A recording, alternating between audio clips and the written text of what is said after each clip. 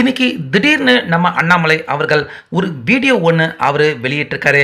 So அந்த வீடியோவை பார்க்குற திமுகவினர்கள் அவங்களே திமுக மேலே கோபப்பட்டு திமுகவை விட்டு விலகிற மாதிரி தான் அந்த வீடியோ அமைஞ்சிருக்கு. அந்த வீடியோவை இங்கே நீங்களே பாருங்க.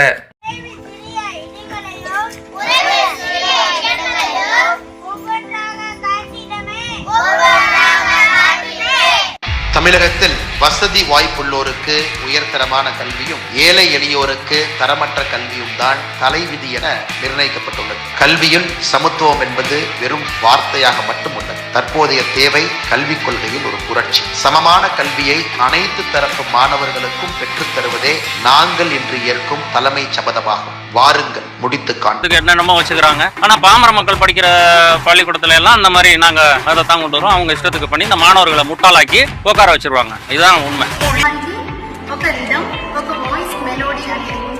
हमारे विद्यालय में कंप्यूटर व प्रोजेक्टर पद्धति द्वारा खेल खेल में भी शिक्षा प्रदान की. தலைமுறை என்ன அப்பான்னு அழைக்கிறத கேட்கிறப்பவே ரொம்ப ஆனந்தமா இருக்கு. என்ன அப்பான்னு அழைக்கிறத கேட்கிறப்பவே ரொம்ப ஆனந்தமா இருக்கு.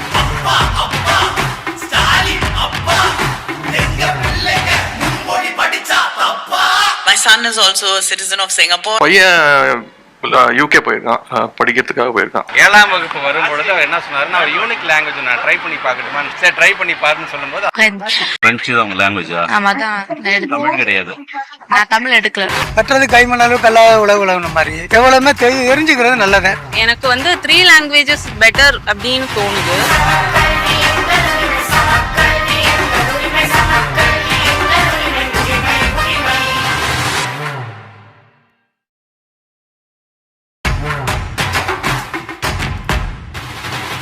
அந்த வகையில் அண்ணாமலை அவர்கள் கடந்த பல நாட்களாக சொல்லிக்கிட்டு இருக்காரு, திமுகவினர்கள் அவங்க பசங்க எல்லாரையுமே நல்லா படிக்க வைக்கிறாங்க, ஆனால் அரசு பள்ளியில் படிக்கிற மாணவர்கள் யாருமே 3 மொழிகளை கற்றுக்கக்கூடாது அப்படின்னு திட்டம் போட்டு வஞ்சிக்கிறாங்க அப்படிங்கிறத அடிப்படை ஆதாரத்தோட இந்த வீடியோவில் அண்ணாமலை அவர்களே வெளியிட்டிருக்காரு.